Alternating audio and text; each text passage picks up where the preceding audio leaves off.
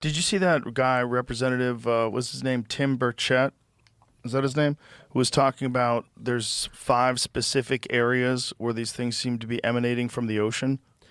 I'm generally familiar. I don't remember what those areas are. I know that It was a weird conversation. one of them is very near me. It's the Channel Islands corridor. Right. I tracked down this book that's out of print now called The Unidentified.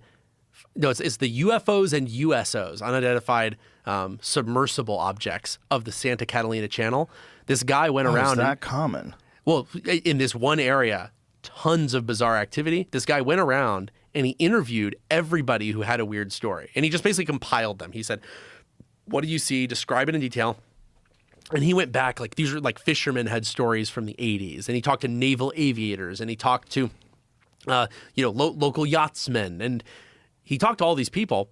And he points out in his prologue, these are all just the stories I've collected. I have not edited these stories. I've not modified these stories. And the people have verified that they are correct. And you hear they are all on the record. This is their name. He didn't include anybody who was anonymous because his point was if it's anonymous, you could just claim I made it up. It has to be a real person who stands behind it. And he said, you'll notice that across about 50 years of stories I've collected, that there's extraordinary commonality between these stories. People who have never met, have no reason to work together, have no reason to have a common story, and yet they all observe very similar things.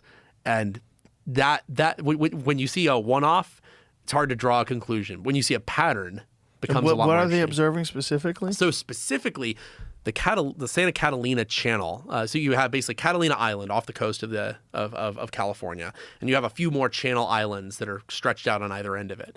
The things that they were seeing were vehicles that were in the sky and then going into the water at high speed and appearing to like not hitting them and slamming and exploding like you'd expect, but instead still a huge flash, but just seamlessly transitioning into the water.